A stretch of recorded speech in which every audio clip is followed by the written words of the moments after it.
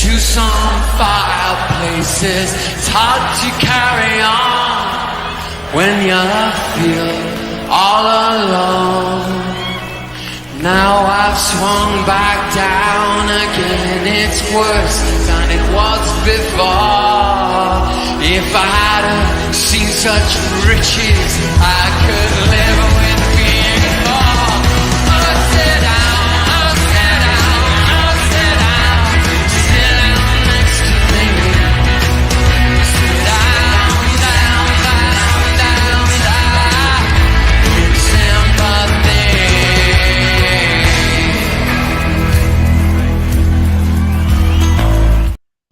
So, evening everyone, evening.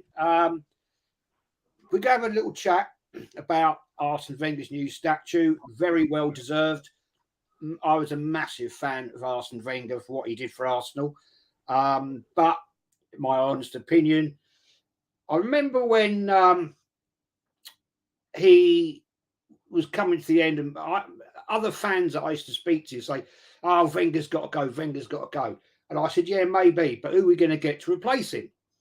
Because he was such an iconic manager. Kenny, thanks for coming on, mate. I mean, Arsene Wenger, mate, he was a brilliant, brilliant manager at Arsenal Football Club. He deserves a statue. He did do greatness at Arsenal, let's get it right. But, you know, stayed a little bit too long. I know you're happy out he's got a statue, and I think it's well deserved. And you made a great comment yesterday about the top three managers that people, if you ask somebody, who's your top three managers? You know, Herbert Chapman,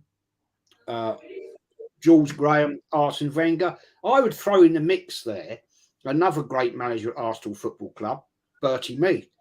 Won us our first European trophy, our first double in the 70-71. Got us to our first two League Cup finals. Unfortunately, we both lost both of them to Leeds and Swindon Town, and got us to the 72 Cup final.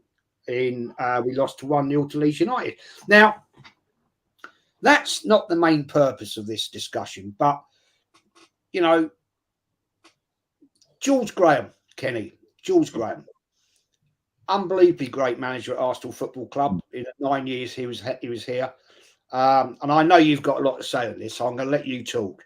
You know, I mean, he won the '89 Classic. I watched it the other night again on ITV One, early hours of the morning. He won the '91, nearly went unbeaten. '93 FA Cup,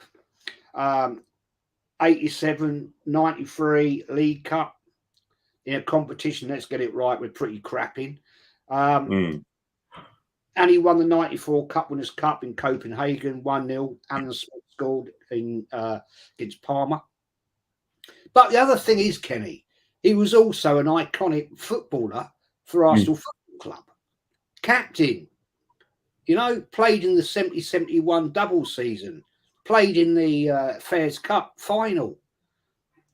Mate, the floor is yours, mate, because I know you've got a lot of things to say. Well, first and foremost, you know, there's a few people in the chat who are insulting us by saying I was only one Arsene Wenger. Not one of us have said that he didn't deserve his trophy. Not one of us. I never said he didn't deserve his trophy. I never once. But when you look at all the iconic Arsenal managers, there's three iconic managers who have shaped our football club. Herbert Chapman, turned us into the Arsenal. George Graham made us a club and rewoken the sleeping giant. And Arsene Wenger took it on to another level. Three iconic managers, two of them got a statue. Why? I don't understand it. I think it's an insult to George Graham. I've had enough of it. And people say, well, is it the right time to complain? Yes, it's as long as George Graham doesn't get any recognition at our football club, it's always a great time to mention it. Every day that goes by when George Graham is not recognised by our great club is a time for us to, you know, shout the odds, as people would say, acknowledge his great deeds. But it shouldn't be fans doing it. It should be our great club. He was a brilliant servant to our football club. 9 years as a manager. And then let's not forget, when he joined us, I think he joined us around 1966. He was there till 73. And he played in all those games, iconic games that you've mentioned. Double winner. A Fairs Cup winner. And he played in those runners-up in 1972, FA Cup, the Centenary Cup final against Leeds United, and the 2 defeats in the League Cup in 1968 and 1969. You wouldn't get a man who was more Arsenal. If you went to his house around Winchmore Hill, it's got the marble floor in his home. It's got an Arsenal cannon. Yes. So you wouldn't get more Arsenal. Now, all 3 of them, these iconic managers, have become Arsenal fans. But you wouldn't get a bigger Arsenal fan than George Graham. And if you talk about George Graham, you speak to all the members of our fan base who are Arsene Wenger fans, and good luck to them. The first person they will say who introduced to Arsenal, they'll say they're George Graham. And I've spoken to a lot of people who are Arsene Wenger acolytes, fans, admirers. The first manager they turn to is George Graham. The first thing they'll say is George Graham paved the way for Arsene Wenger's great teams. If you look at George Graham's teams and you talk about the greatest Arsenal teams, well, I'll tell you one thing right now, and this is going to, display a lot of myths about me. Yes, I'm Arsene Wenger out, and yes, I have issues with the way the mess the club was left in, and I have issues praising the man. But let me tell you something now. There's 3 great Arsenal sides, and they're all in numerical order. The top Arsenal side, Arsene Wenger's 2002 double winning side, is the best side I've ever seen. Yeah. They played the best football I've ever seen. They're a man for a team, and they played football the way I liked it, where it wasn't just flair and panache. It was also had a bit of steel, good defence, and all-round football, a team for all seasons. The second best team is George Graham's 1991 team, better than the team that won in 1989. That team probably should have been the real Invincibles, but that team probably didn't have as much panache as Arsene Wenger's teams had, especially the 2002 team. But it had, we were the highest goal scorers in the league. We won the league at a canter, and we played also great football, but we had a team all seasons. And then you probably go for the Invincibles. We're talking an icon of our football club. Let's not forget the state our football club was in before George came to the club. George Graham, left us, joined us from Millwall in 1986. Before George Graham joined us from Millwall, we were basically a team in transition because after Terry Nilworm left the club in a bit of a mess when he was sacked in 1983, we had the Don Howe years where we were trying to get into Europe, where basically 5th place was acceptable to get into the UEFA Cup. But under John Howe's tenureship, we still couldn't break the Liverpool stranglehold in football. Also, during that period when Don Howe was manager, Everton became a strong team in 1985 and 87, although John Howe left in 86. So that was a strong one. And also, our rivals Tottenham Hotspur were seen as the team that had played the better football. Tottenham Hotspur, after Terry Neal was sacked, and even before Terry Neal was sacked in 83, if you go from about 1981 to about 86, Tottenham Hotspur were the team of North London. Yeah. They're the team that won the trophies. They won 2 FA Cups in 81 and 82. They won a UEFA Cup in 84. They also attracted players who played with panache, Hoddle, Ardiles, Chris Waddle. Clive Allen couldn't stop scoring. Remember that great Spurs team that won nothing, by the way, in 1987 when they played the 5 midfielders for Allen up front on his own, and his cousin Paul was in the midfield. They played with panache. So George Graham not only had to contend with a strong Everton team under Howard Kendall, he also had to deal with a Liverpool team that was still the best in the country after Kenny Dalglish took over from Joe Fagan after Heysel, and he had to contend obviously with Spurs' ascension as a more attractive and club and more attractive employer for when players came to North London. They either chose Spurs or Arsenal. They chose Spurs. That's just a fact. I'm not making this up. Yeah, so George had to transcend that. You can't, and yet he gets no kind of recognition. You think about that first season in 86, 87, when George Graham, albeit Don Howe laid the foundations by giving these young players a chance, players like Tony Adams, David Rocastle, Martin Hayes. Then obviously Mickey Thomas came earlier, but don't forget that Don Howe and Terry Neal brought in Paul Davis. Yeah. It was Don Howe who brought Steve Williams. Don Howe brought Johnny Lukic, obviously to replace Pat Jennings. So, and then obviously we had Kenny Sampson, but it was George who actually promoted these youngsters and gave them a platform to build a great side. And in between that, we had the great Liverpool sides. Yes, Everton won the league in '87, but let's not forget that Liverpool side in '88.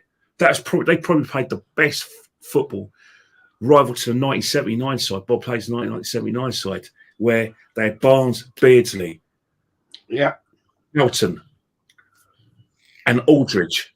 And then obviously they had Alan Hansen at the back, they had Grobler and goal, they had Gary Gillespie, they had Gary Ablett, but they played probably the best football ever. It was exciting. It was with panache, and they won the league at a canter. The team that finished second was Man United, and it wasn't close. Season afterwards, not only did George Graham win the league, he went at Anfield against the mighty Liverpool that the season before played with panache, and he won. He won. One of the greatest nights in Arsenal history, which every Arsenal fan acknowledges, that every Arsenal fan actually relays that to their kids and their grandchildren. Yet this man doesn't get any recognition. Let's not forget the side 2 years afterwards, where we had to contend with Tony Adams going to prison. We also had to contend with a deduction of 2 points after the brawl at United. Yet we won the league at canter and only lost one game against Chelsea when obviously we had a player sent off, and we had an injury as well, so we went down to 9 men towards the end. And then let's not forget the 2 FA Cup wins. He bought Ian Wright, which is a massive icon for a lot of fans who started supporting the club because of Ian Wright. The 2 FA Cup wins against Sheffield Wednesday 93. And let's not forget our last European trophy. Yes. Right, nearly 30 years ago, when we beat an excellent Parma team with Aspria, Brolin, Zola, Apolloni, Musi, they had Paluca in goal. This man did all of that, and he reckoned a sleeping giant, where he made Arsenal great again, and he gets no recognition. Yes, there was a situation with the situation regarding like the bungs.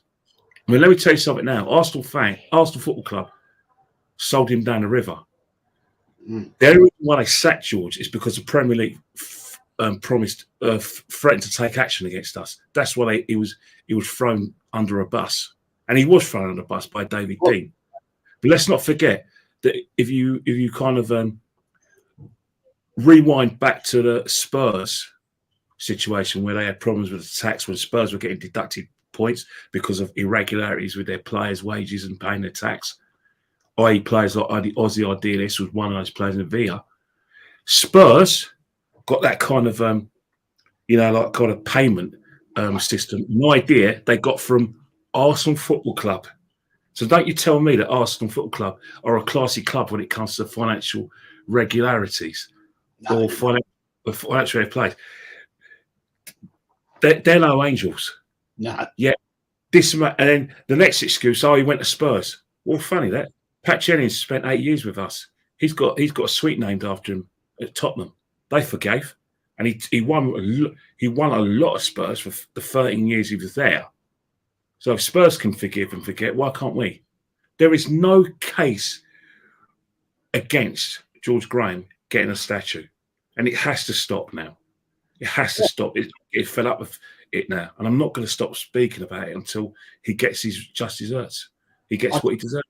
I totally agree, mate. I mean, you're all right, Gracie. All right, Gracie. Hello. Obviously, you didn't have to go to work in the end, which is. I made it. Managed to get away with it. Just. Oh well, that's a nice one. I just want to read this out from TJ Warren. He's made, as a member, he put a comment in, which unfortunately StreamYard don't show on here, which I think is a bit maddening. TJ says 2 months of learning from the masters, Jez, Kenny, Lee, Northside, Diesel, Gracie and more. Smash the lights up for these legends. Yeah, smash the lights up, people. I don't know what's going on with YouTube at the moment, but the subs, one day they go up 6, and then they go down 4, then they go back. I don't know.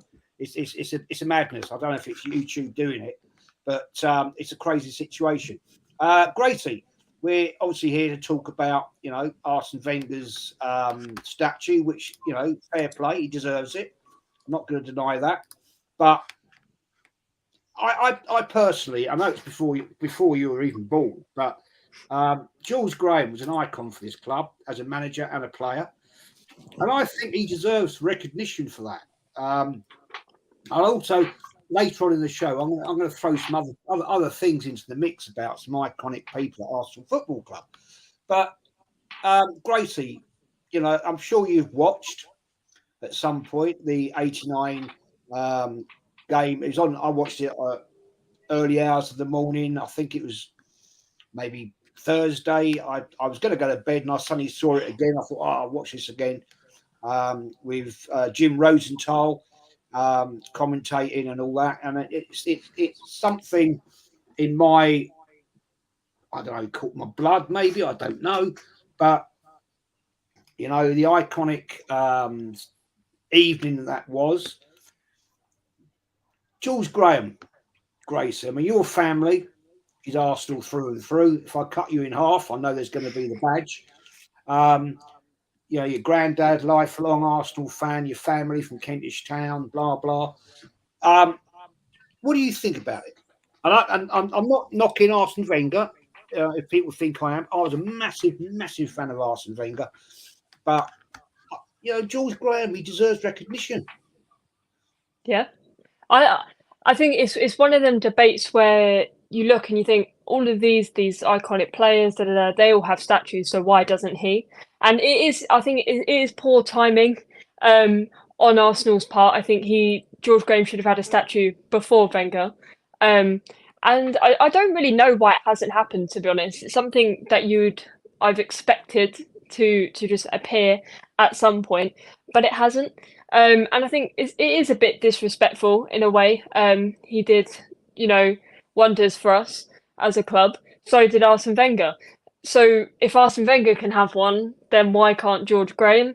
Do them both at the same time. Things like that. It's not a money issue. There's no actual reason why, and they haven't stated why at all. Will we see it in the future? But really, probably we should have had it many years ago at this point. Let's be fair. How long have we been in the Emirates? You should have been one of the first ones in there. Yeah, it's a strange one. I don't really understand it, to be honest. There's no excuse the club could come out with for this one. There's no hiding from the fact that you're creating all these statues of iconic people for us as a club, and then you leave one of the most iconic out, which is very strange. Yeah, I mean, Kenny, this is a little bit tongue in cheek, right? Why wasn't Arsene Wenger's statue gold?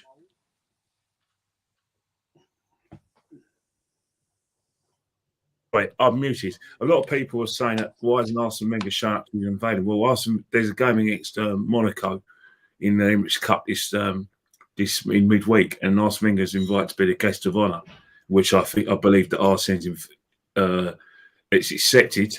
So, in terms of Arsene, obviously being a guest of honour, there's no doubt Arsene. The first protocol for Arsene was to expect his trophy, which he commissioned already. So, would it be gold?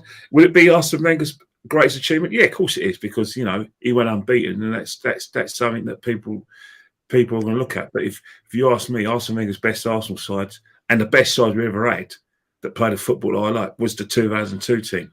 Yeah. You know, I think the Invincible team was probably the finished article. But you know, Arsene Wenger is an iconic manager. There's no doubt about it. But Arsene, let's not forget. You know, and it's hard to forget.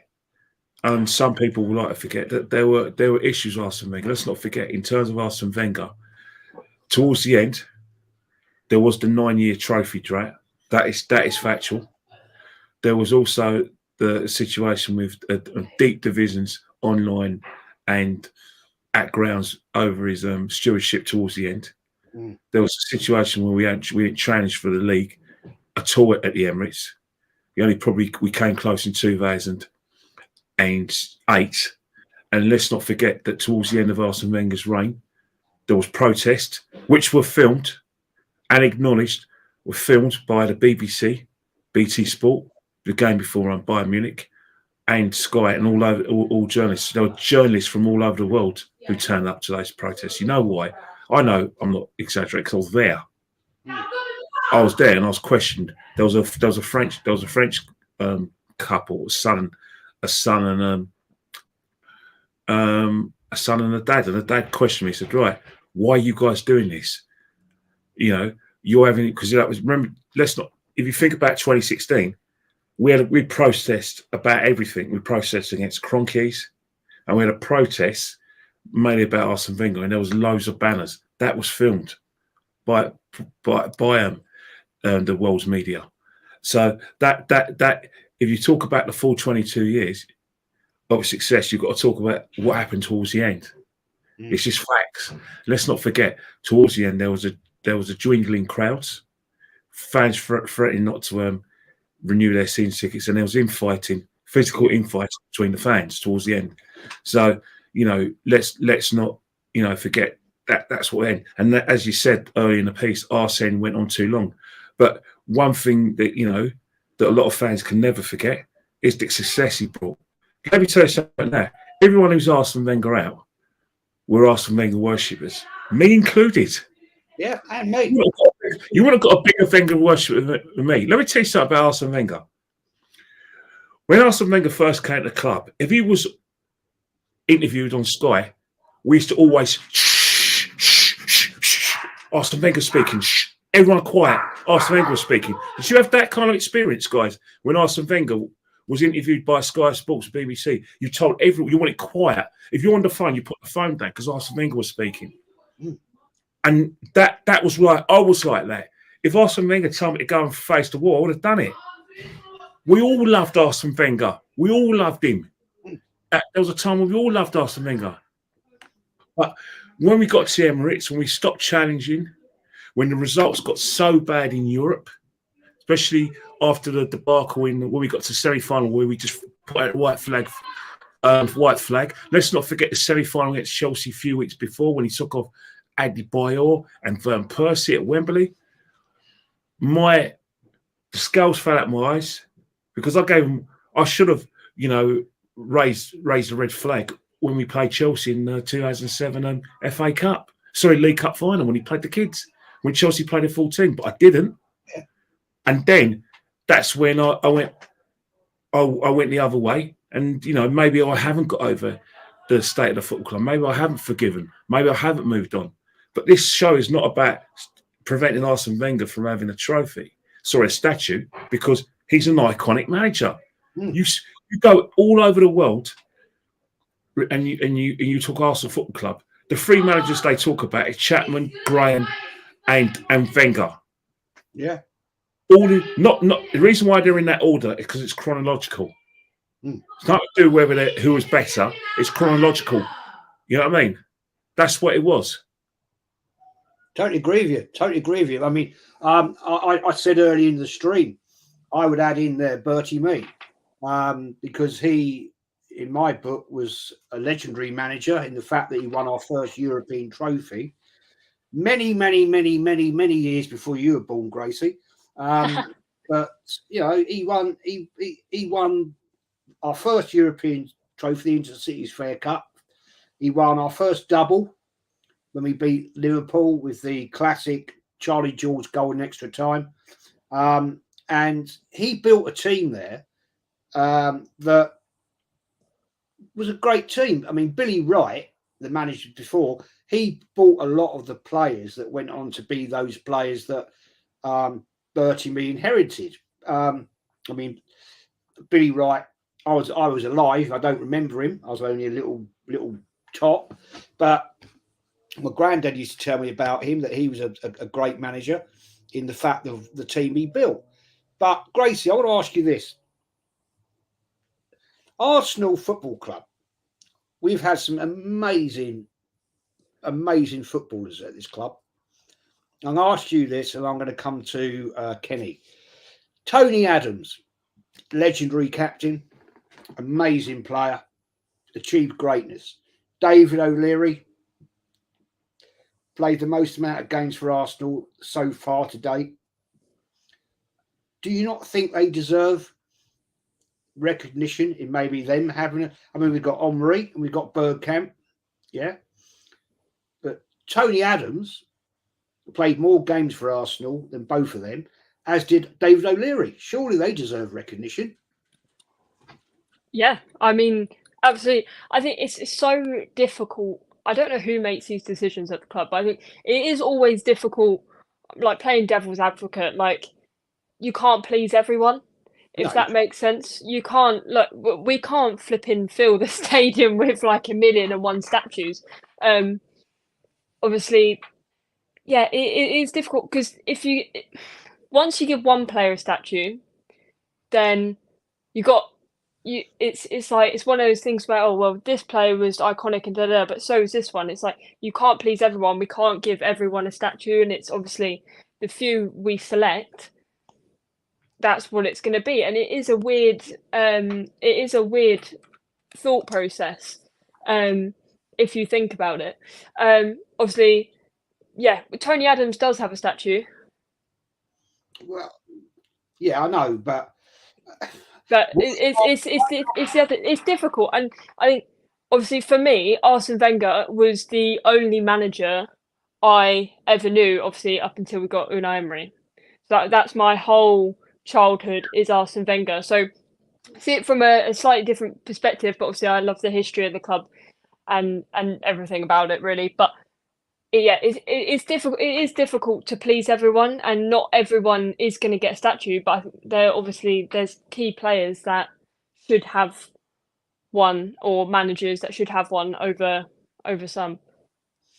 Yeah, I get that. I mean, what? Okay, let's just quickly answer this question. Drew asked, who was your favourite overseas player? Jez in the panel, Anders Limpole, was it yours? Kenny, quickly, who's your favourite overseas player? Mine is, without a doubt, Dennis Bergkamp. You muted, Kenny. Sorry, for me, it's Thierry Henry because of the Vavavoom, you know, and the way he turned himself into a striker, the best striker in the world. But again, how can you argue with anyone who says Dennis Bergkamp? Because, I used to sit on the fence when it came to Dennis Bergkamp and Thierry Henry, because it's difficult because of what they contribute to the football club. But majority of fans I speak to will say Dennis Bergkamp. Fair enough. But for me, it's got to be Thierry Henry. But then again, you look at players like Robert Pires. Every time we talk about great Arsenal players, we always talk about Liam Brady. Obviously, Adams gets a call, and deserved one as well. And obviously, you talk about Henry and Bergkamp. But Robert Pires, there's a period before he got his injury, he was playing the best football I've ever seen in an Arsenal shirt. Before he got that knee injury in the double season 2002. But for me, it's got to be Vavavoom. But Rob Pires is close to all of them. He's unlucky when it comes to like debates about great Arsenal players, because he should be in there. Absolutely, I agree. Gracie-Mae, who, in your view, is your top or most favourite foreign player to play for Arsenal Football Club? That's hard, because I think there's a top three for me indefinitely, and it's obviously Thierry Henry, Patrick Vieira, and Bergkamp.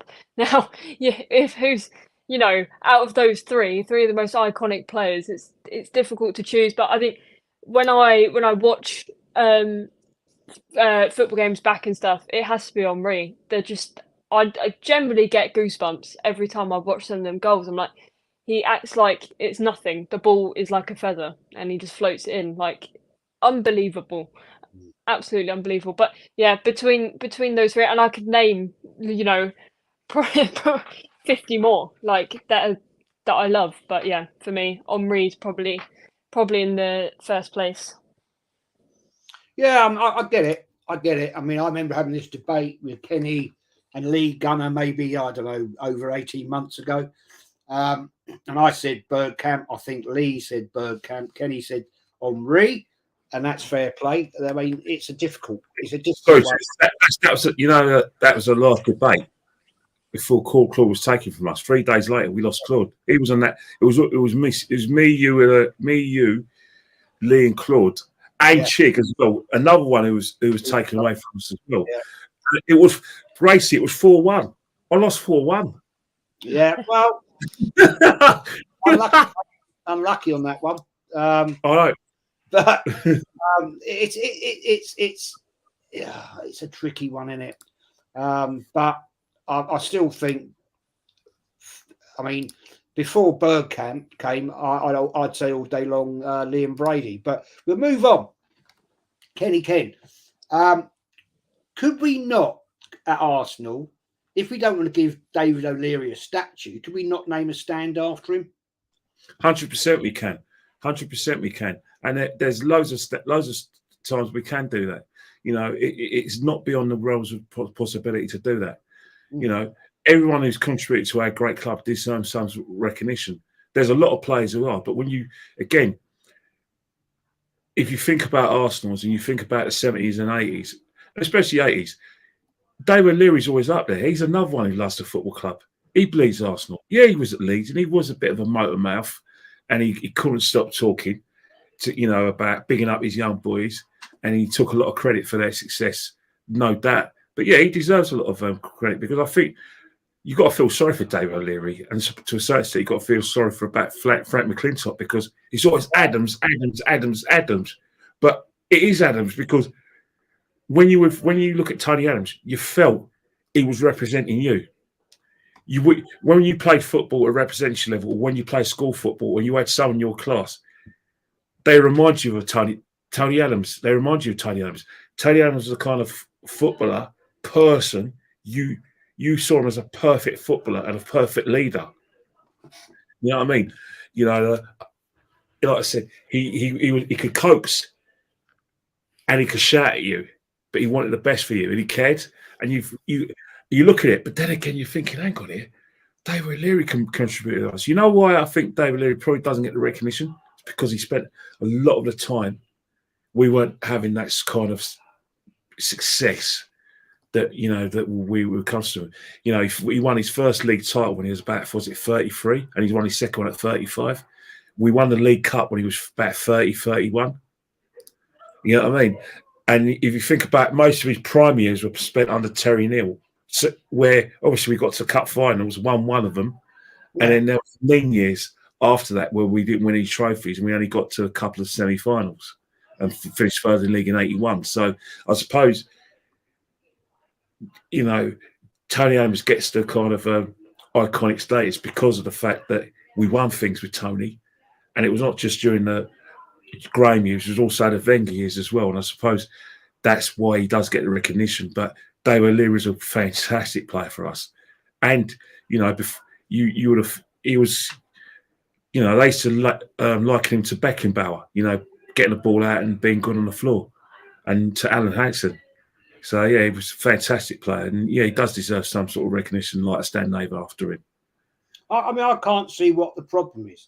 I mean, right, I know we've got the North Bank, we've got the clock end, but we've got the East and West. So surely a part of, let's say, the East Stand, maybe there could be a section there called the David O'Leary Terrace, or what? I know it's not terracing, but you know what I'm saying. I think that'd be a great tribute to the man, personally. you know, I just don't think sometimes Arsenal Football Club gives the recognition to some of these players. I don't want to bring this one up, Gracie. This is probably not a great question for you, but you know your Arsenal history. Fact.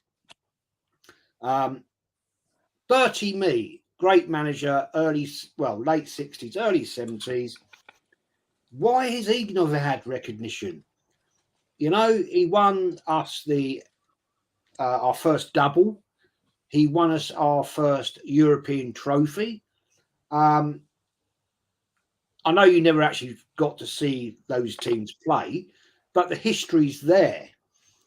I don't get it. Why has he not got some sort of recognition? I'm not saying a statue. Okay, respect, but surely a man of his greatness should have some sort of recognition. You know, as Kenny's just said, when you ask people their top three managers, it's Herbert Chapman, George Graham, Arsene Wenger. Well, we have to remember, in fact, Herbert Chapman came to Arsenal from Huddersfield Town. He'd won 3 on the bounce, league titles, Division 1. Came to Arsenal. Second year of being here, we won the Division 1. And then the year later, we won the FA Cup. Then the year later, we won the Division 1 title. He then sadly died from flu. And it was George Allison that actually won the next 2 consecutive Division 1 titles. So no disrespect to Herbert Chapman, because he totally was the man in modern football. Even back then, it invented the WM system, which is still used in football today. It's the basic foundation of football, modern football. To me, Bertie-Mee, Gracie, he deserves something. Maybe a lower terrace, you know, the Bertie-Mee, whatever you want to call it. I mean, what do you think on that? No, I agree. I'd love to know who actually makes the decisions on whether it's the board or board of directors or whoever decides, right, we're going to do this. But I think the hard part is yes, we have history, but now I guarantee you, if you look at our board, I bet they're quite young. I bet they're very young. So they're going to focus, regardless on their position within the football club or whatever they know, they're going to focus on their time. It's just a conscious overlook to sort of go deeper into the past and have a look. Obviously, it sounds simple, and it is simple to go, right, we're going to name this stand after this person, this stand after this person, but whoever gets that, so let's say, all right, Bertie-Mee gets a stand named after him. There's always going to be, but what about this person? What about this person? What about this person? There's 100 things you could name, and it is an injustice to those managers and players and people that have been involved in the club aren't getting the recognition they deserve now. But it's just, for me, I don't understand it as much, so I can't really. It's hard to comment on it when it's one of those things where it's like, they've done a statue. Are they probably going to do this? Probably not. But not enough people rustle up the fuss for them to actually look into it and look into that happening. So, like, as fans, as a collective, we would have to push that for it to happen. Because for God knows how long have I heard Arsenal fans go, Arsene Wenger needs a statue. Arsene Wenger needs a statue. Do this for Arsene Wenger since he left, and when he was when he was manager, still for the club. So it's us as fans have to push that, because as much as it is for the club, it's for us. We are the club. So we as a collective group of fans would have to push for that. And you got to rustle up a lot of attention for something like this to happen. So I personally, it's probably down to us, which it shouldn't be. They should recognise it already, but it is down to us as fans to go, I think this manager, this player deserves so and so, and then we push for that. That's the only possible way I see things happening in terms of things like statues and naming things, like the stands or whatever, really, anything in the stadium. I'm not saying make the whole of the East Stand like named after it. You know, you could do sections of it. Yeah. You know, other clubs do. Brendan says, Kenny, question here. Arsene more than deserves it. Of course he does. I was a massive fan of Arsene Wenger. Robin Van Persie deserves a statue too. Can't say I agree with that. I don't agree with that. I think it's like my time. Robin Van Persie will devise opinion, but I think Brendan's got a point. Robin Van Persie was a fantastic player for us. He really a fantastic player. For the pound for pound, when he was fully fit, you wouldn't have got a better footballer and a better striker. But the thing about Robin Van Persie is that if you think about, I think the thing about players who get statues or iconic status, it's players invariably who win things for us. And I think in terms of Robin Van Persie, I think he won the FA Cup in 2005. Apart from that, he didn't win things for us. That doesn't mean he wasn't a great player for us, but the criteria is that you can't. It becomes subjective if you don't win things. But when you think about players who have statues or figures at the Arsenal got statues, they have won big trophies for us, and alongside being winning big trophies, they've been great servants of the football club and great entertainers. Herbert Chapman turned Arsenal into the Arsenal. You can't dispute the fact won't divide opinion. The thing with Arsene Wenger, it won't divide opinion because of the first 10 years and the fact that the people today still are loyal to Arsene Wenger. So that isn't up for debate. The same with Tony Adams, that ain't up for debate. The same for Henri Bergkamp, that isn't up for debate. And George Graham's one shouldn't be up for the debate anyway. The fact that we're debating it is disgrace in the first place. You know what I mean? It's disgrace, an absolute disgrace. Of course, that won't be up for debate. But other players, it could be up for debate because they look at Patrick Vieira.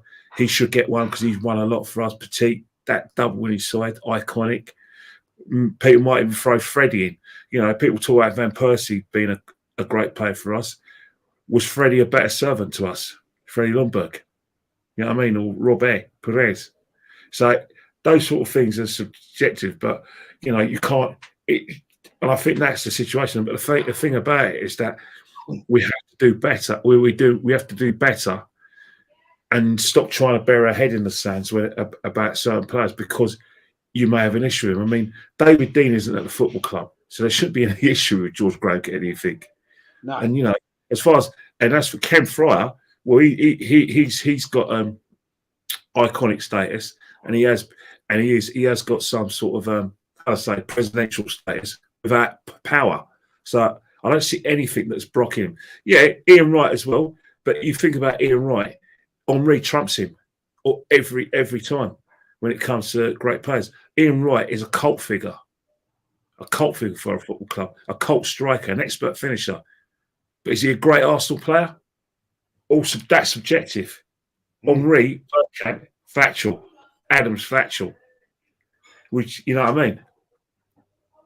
Yeah, good point. It's a good point here from Tayyib Khan. I think with Bertie Mee, the success was so short that people see Graham's and Wenger's longevity as more important. Yeah, that's a great point, actually. That's it. That is a great point. And I just starred comment here. Is Man United consider move for Arsenal Balogun? Really?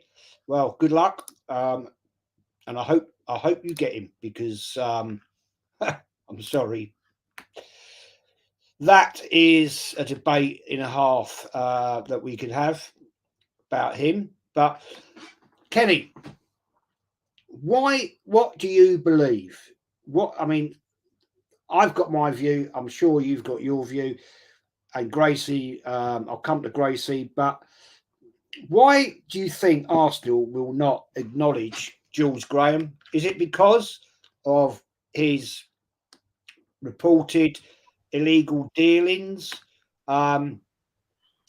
or is it because he went to Tottenham? I think both. It probably is, because there's no other reason for it to be anything like that. There's clearly someone at the football club or someone with somewhat of influence, or someone who has the ear of the club who's blocking it and influence the club's way. Because I'm sure it would have been muted. It would have been muted, but muted to people at the football club. But someone's blocking it. Someone's saying no way. But the fact is, it's a lazy obstacle. We went to Spurs. All right. I repeat, Pat Jennings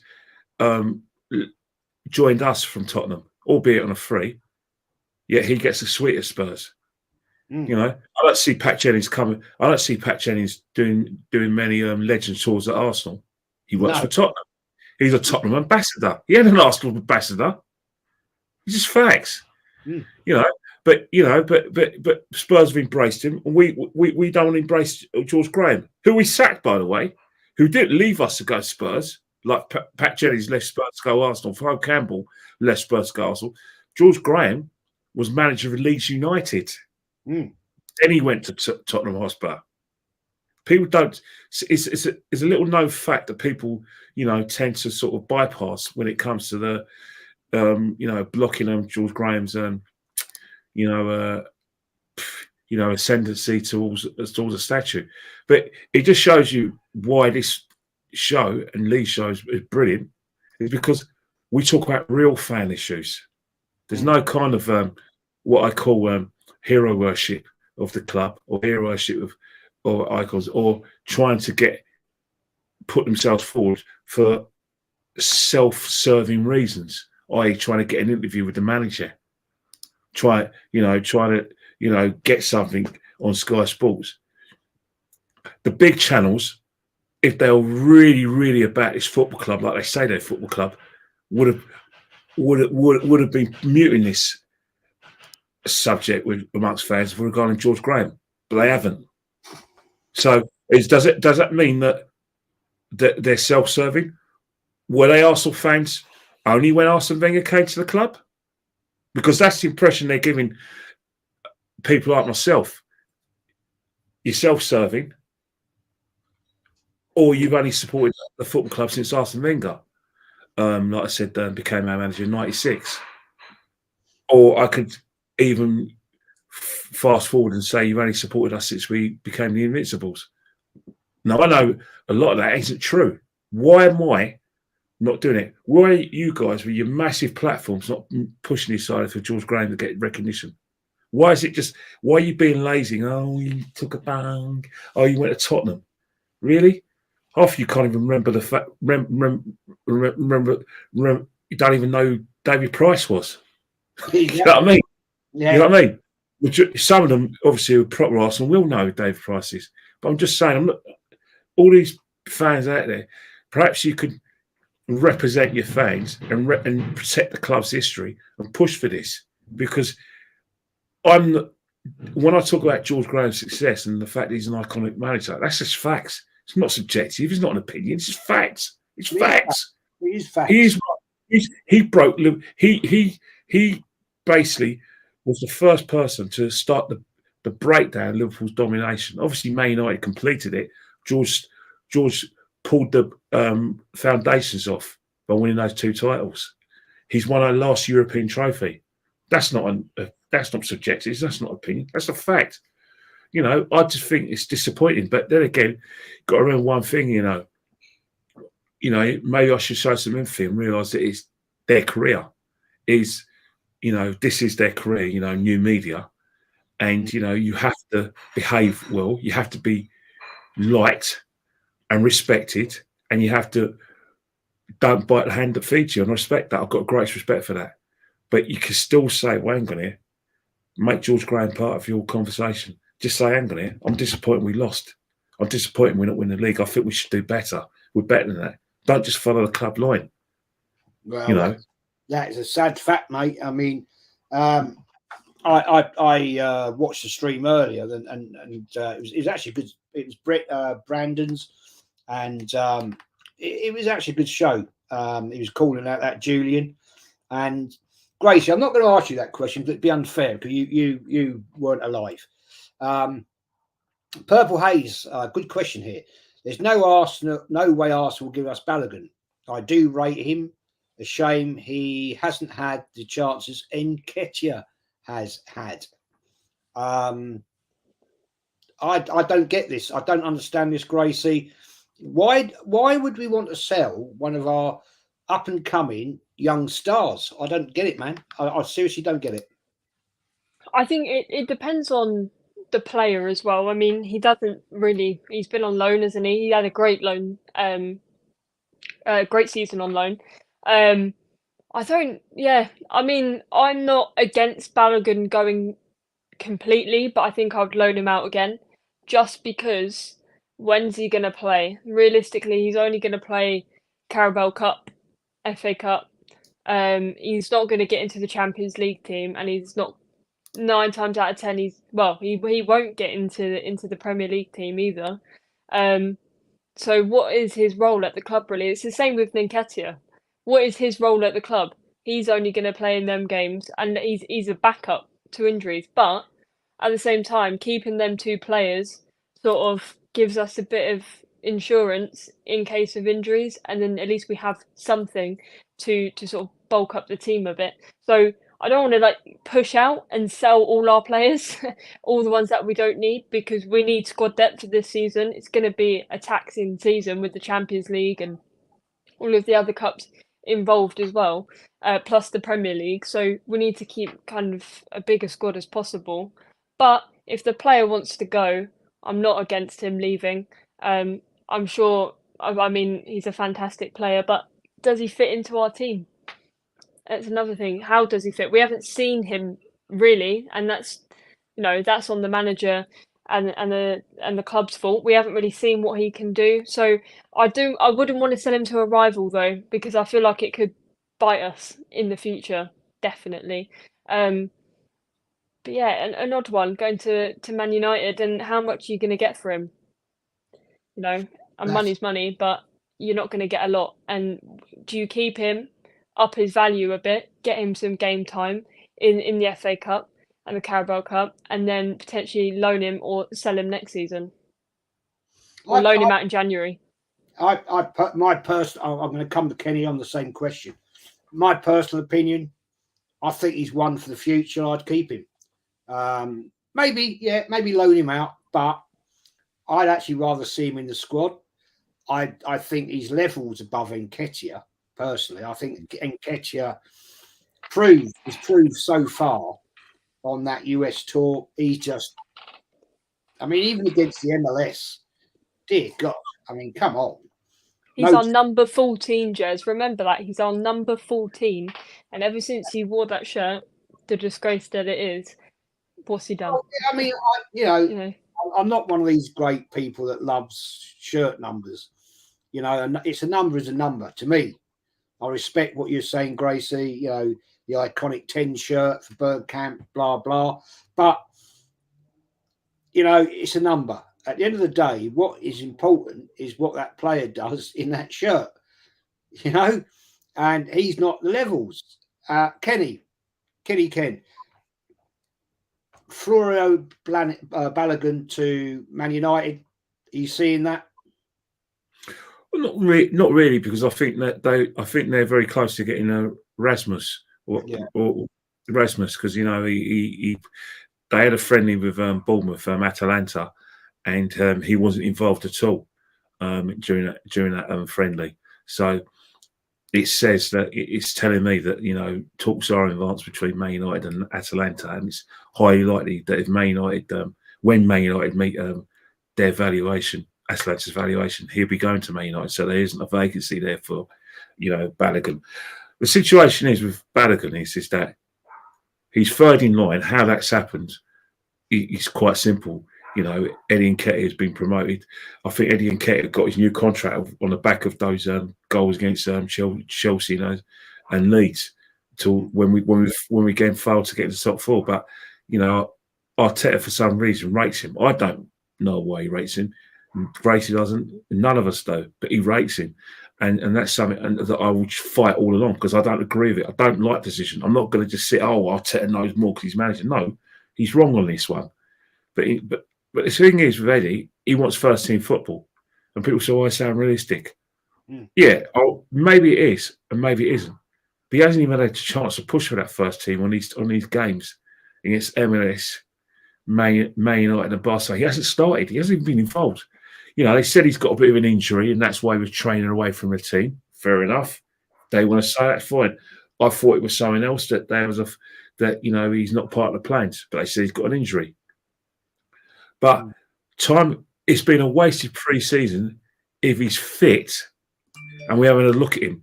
You know, the fact is that you say, oh, he's got to prove himself. He doesn't actually. He proved himself last season by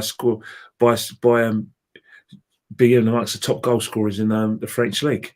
Let's not forget. Oh, it's a Farmers League.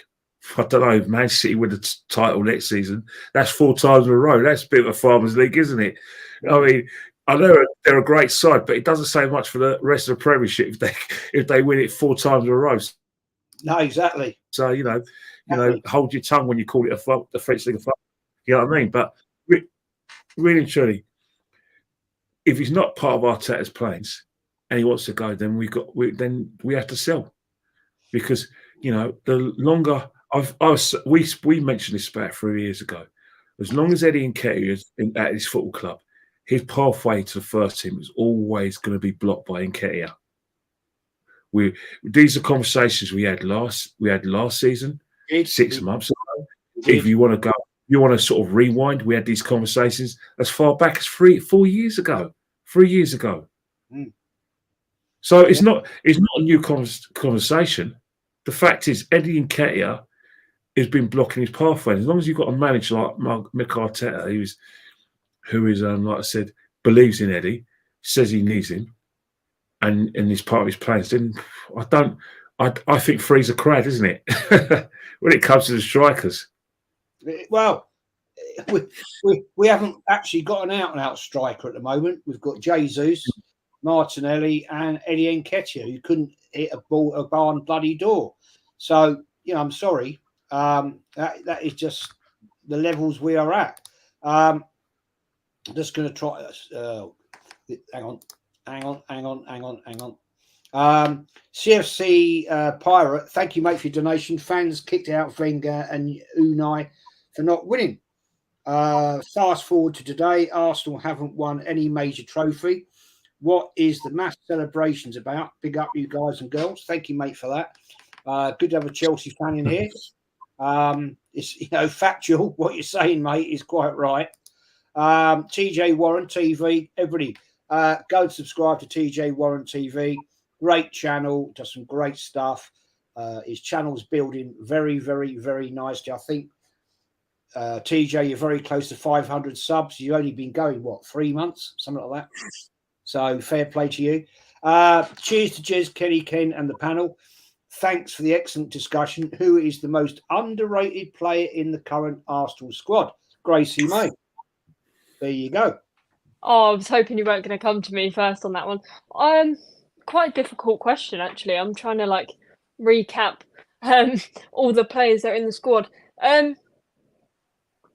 I think currently underrated. I think everyone's underrating Kai Havertz a little bit. Now, this is a very controversial thing I'm probably going to say, and people are probably going to jump down my throat. But I think Kai Havertz, now I think he brings something a bit different to the team. What I've seen already is I've been impressed with, to be honest. And I think people are underrating him. They're going, oh, he's come from Chelsea. What did he really do at Chelsea? Nobody really knows what he did. But he's already scored a couple of times. The way, here we go, I'm going to use the big word, versatility. But he can fit into different positions. And that's something we do need. And the way we have played in pre-season, minus the Man United game, which we can take a lot from, that Barcelona game was unbelievable. I was very impressed with that. Overall, pre-season has been great, but I think Kai Havertz has come in And everyone's like, oh, come from Chelsea, you know, with a Chelsea retirement home and this and that. But I feel like he's a bit underrated, and I feel like he could potentially do have a good season for Arsenal. So yeah, I'm gonna go with Kai Havertz for that question. I'll be honest with you, I agree. He's just joined. I've been saying on a couple of channels, different, not here, but on other channels I've been on. In there somewhere is a player, right? You don't get to that level of being a professional footballer if there's something about you. I hope, I said this to Anthony Herbert earlier. We were having a chat. I just hope Arteta can find him. Kenny Ken, you know, Kai Havertz. I think with Kai Havertz is that, you know, there's a lot of people who are backing the manager, and the reason why they're backing the manager is because everyone's bypassing what happened at Chelsea, and everyone's going towards the, you know, looking at the form of Bayer Leverkusen. But I don't think many Arsenal fans remember him at Bayer Leverkusen, or actually took an interest in Bayer Leverkusen. So I suppose we've got to be open-minded. You know what I mean? I think we have to be 100% open-minded regarding Kai Havertz, because of the fact that at £65 million, he has to be a focal part of the team, because you don't pay £65 million for a substitute. But No. Under no circumstances must you disrupt the midfield and put him in a free. It's not going to work. You know, if you pay £65 million, he has to challenge Jesus. He has to challenge Martinelli. He has to, and you know what I mean? He's not going to challenge Saka because it's Saka. So there's two vacancies that out there. But in terms of like most overrated player, I think is a player that we criticised. I criticised a lot prior to you know, during the season. And then I began to realise that actually he's been probably our most consistent player in that position. That was Gabriel Magalhaes.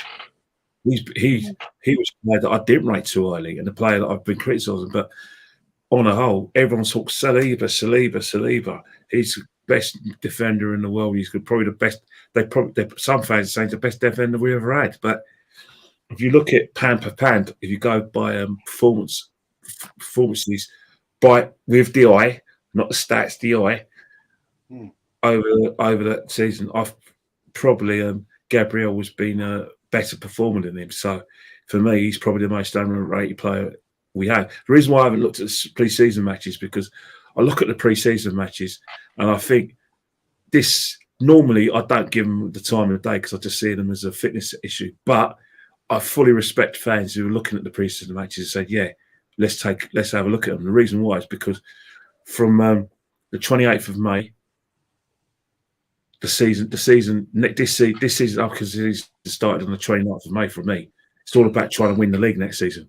There's been no respite. Every game has got something on it, including the Monaco and the Community Shield. You know, this is all leading up to what we demand in May, which is trophies. There's no give me games. There's no friendlies. I'm glad Man United got in amongst their players. I'm glad their players got against Barcelona. I'm not messing around no more. This is a season where we've got to have success. The minute Arsenal paid £100 million for a player, as far as I'm concerned, you can make every kind of explanation that we can't compete with the big clubs. Theory, redundant now. That's redundant. Young players with no experience, that's redundant. No excuses next season. So in terms of like Kai, you know, looking at Kai Havertz and thinking he's underrated, yeah, we should look at that, because the season doesn't start on the 12th of August. It started for me, and the preparation for it started on the 29th of May, because we didn't win the league. Exactly. I totally agree with that. And the fact remains that was it Wednesday we got Monaco in? Is it the Emirates? It's the Emirates Cup, isn't it? Is it the Emirates Cup? Yeah. You went last year, Gracie? Are you going this year? I go pretty much every year, but I'm not apart from this one. No, I've got work, and I've got quite a lot happening in the next 2 weeks. So unfortunately, I couldn't go to this one. It'd be the first time in quite a long time actually, but shame. But yeah, I'll probably watch it still, if he'll be able to watch it somewhere. Yeah, it's one of those things. Unfortunately, being an adult, don't get to go to as many games anymore. Well, no, you're about to enter a whole new epic journey. I wish you luck with that, Kenny. I'm sure you're not going to the Emirates Cup, are you? I will not attend the Emirates Cup. I am attending the Community Shield next Sunday. Of course you are. Yeah, and I've got a very good seat, and I will be taking that seriously. You know, so for all the Arsenal fans that Man City won't bring a lot of fans. Well, I checked their website; all their tickets are sold out. Doesn't mean they're all going to turn up, but it looks like Man City got their own way, and they managed to get the kickoff moved back to like 4 o'clock, because it was going to be half 5. But so I'm looking forward to that, and we need to land a blow on Man City. It's none of this. Oh but no, mate. This Community Shield is important. I couldn't care less whether we celebrate or not. It's the contest I'm interested in. The fact we're playing Man City, we need to look at Man City and think, right, we haven't beaten Man City in any game in three years, and we've been beaten comfortably by Man City. So we need to look Man City in the eye and say, right, not only are we challenging you, we want to go one better and take your title off you. And there's no better place to let Man City know that we mean business than the Community Shield. I won't accept a defeat against Man City. I'll be furious if we lose against Man City, especially if we lose in the manner we've been losing against the Blue Half in Manchester and a lot since Guardiola's been at the club. I want us to, have a bit of bravery. Don't talk the talk and say, "Oh, we're gutted. We didn't win a league." Yeah, you should be. We're going to prove it. Prove it when you play Man City. Prove it. Oh, I totally agree with you, man. I just want to address this. Ian Barron, why was I placed in timeout mods and members? At least put something in the chat. Guys, don't block channel members. If we get idiots in that aren't subbed, then yeah, fair play. But channel members, we don't need to block people like that. I don't know what you said, Ian, but obviously somebody got the ump. Brendan says, "Is there enough space outside the Emirates to put all these statues in?" Yes, there's loads of space. Yes, you could get probably about 500 statues out there. But there you go. We're going to wrap this up shortly. I beg your pardon. Babidel Adikobd. I hope I butchered your name, mate. No, his name is Bamidele Adekoyode. Yeah, he's not. He's Yoruba. He's Yoruba Nigerian. He's Nigerian Yoruba. So he's just because I talking about left, I think he's seen it as a weak link. Yeah, even Ten Hag said Arteta has to fix it when they finish top 6. Well, that's a good point. Fair play, actually. Darren, agree, Kenny. Important game, but not a significant trophy. It's not a trophy; it's a shield. Arsenal Manic says, "What would you guys give the wind of Arsenal? Don't sign any more players." For me, a 7-10. Yeah, I'll go with that. I'll go higher. You go higher, okay? Yeah. Gracie, I think I'll go to 8 to a 9 for me personally. That's my. I think if you because the fact is that I see where you come from, Gracie, because last season we signed Shevchenko and Jesus, and they were meant to take us at a level, and now we've gone one better by getting Declan Rice, who's a player that we really wanted. And I think if you get a player that you really the club your first choice, that gives you more marks in your transfer. And let's be honest, we've wanted him since January. We've got him, and he is going to be a better player. We spent money on Havertz, and we got Timber, who I think is going to cook next season, because he's going to make it very difficult for us to find a place in a team for Benjamin White. He's a better player than Benjamin White. Sorry, Benjamin, but that's just an opinion. And I hope you're there to prove me wrong, Benjamin. But I think that's been a good window. But I think if you want a 10 and 10 window, Gracie, we've got to get rid of the dead wood and get a striker in. Yeah. Yeah, I agree. Yeah, no, that I'm not going full. I would probably I'll go 1 or 1.5 up from 7. So I'll probably go to 8 to 8.5 just because the players we have signed, obviously Declan Rice, huge signing, absolutely massive for the club, record signing there as well. And Arsenal, for once, started business on day one, knew what they wanted, and we lowballed an offer at first, see if we could get away with it. But then we went, do you know what? We really want this player. Paid the money, done. Obviously, the paperwork took a long time, but it is what it is. But from day one, all right, we want Declan Rice, done.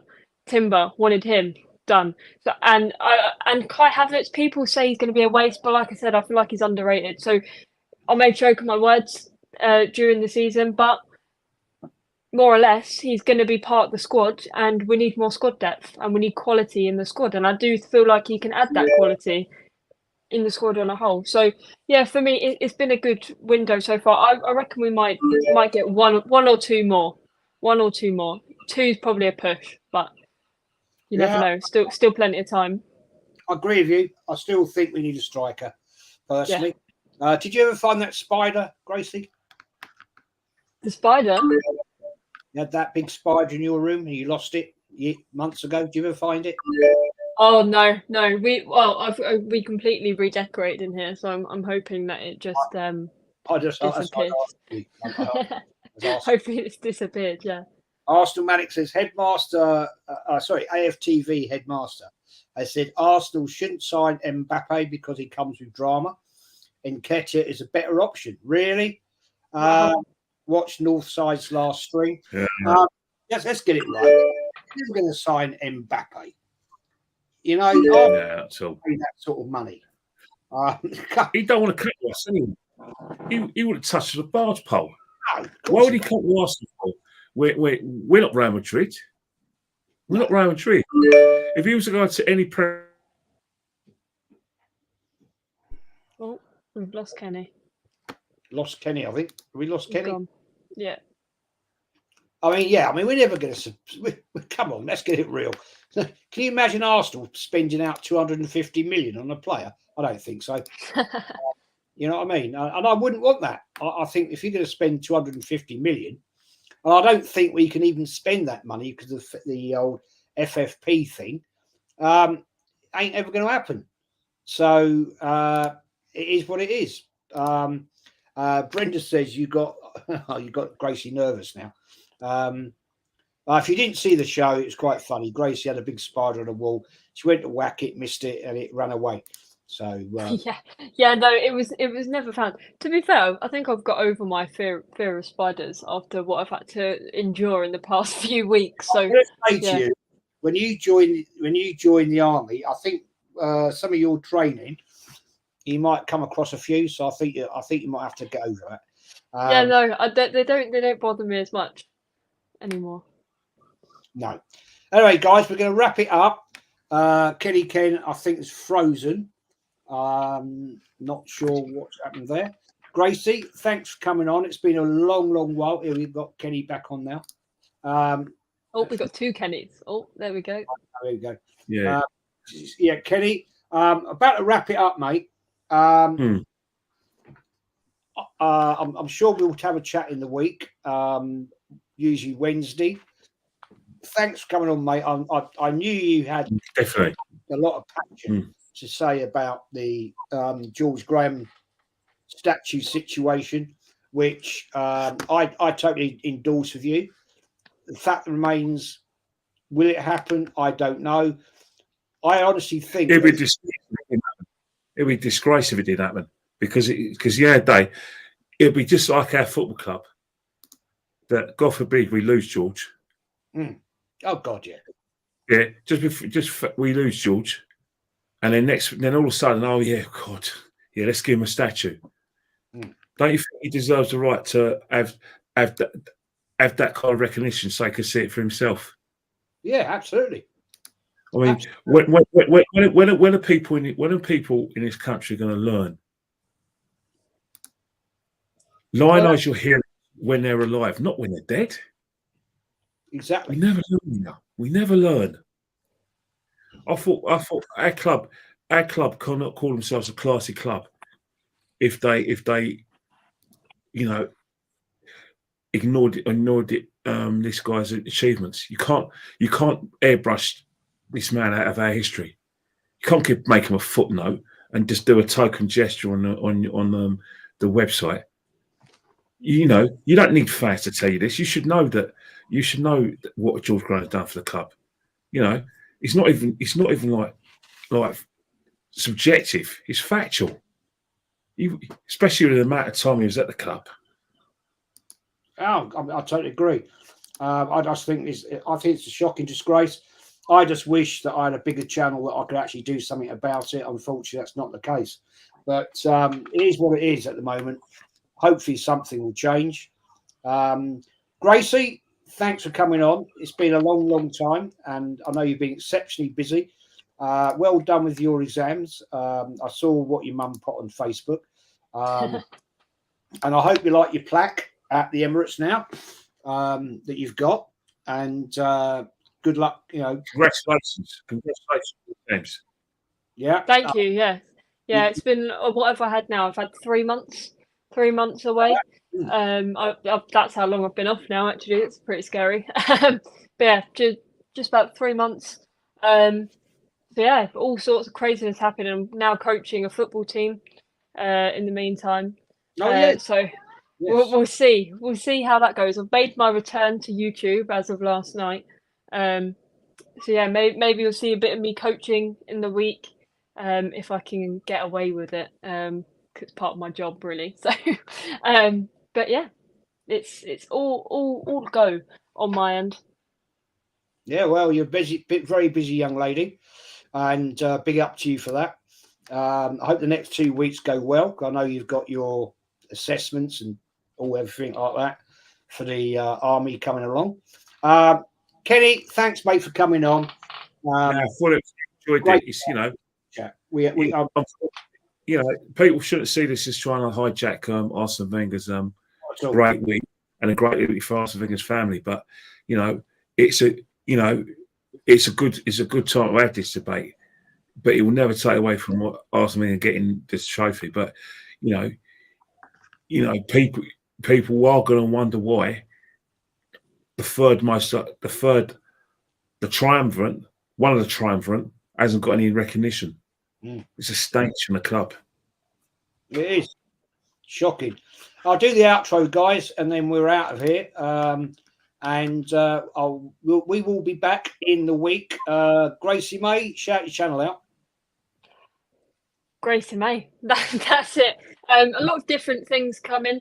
I'm not planning to do a lot of sitting down in a chair anymore and just talking to the camera. I'm going to be up and around to see what I get up to as well. Thought it might be a bit interesting. Maybe a bit of football coaching you'll see in there as I try and get these bunch of kids in line and start playing some decent football. And yeah, who knows? A lot coming up. So stay tuned on there. And then obviously when the season kicks off, it'll be business as usual from there. Well, maybe if you do well with your team, you could get a job at Arsenal. I think there's a few coaches there that could do the kick up the arse. Kenny Ken, shout yourself out, man, please. I'm at Kenny Ken 1972 on Instagram, and of course I've had some debate, and some Arsene Wenger fans have been affronted by my demands for George Graham to get recognition. They think it's a Wenger versus Graham thing, which is not the point. No. And I probably fell right into their trap because they got me in a situation where I said, well, George never went 9 years without winning a trophy. And I thought, why did I fall into it? But, sometimes you have to defend a great man when Arsene Wenger fans, the ignorant Arsenal Wenger fans, by the way, and the ignorant Arsenal fans will try and demonise and diminish George's achievements. I totally agree, mate. I think it's shocking. To me, George Graham is iconic. But we're going to wrap it up and get out of here. Thanks for watching. If you're new, if you haven't subbed, why haven't you subbed? And why haven't you smashed the likes up? It does help the channel. But for now, we're out of here.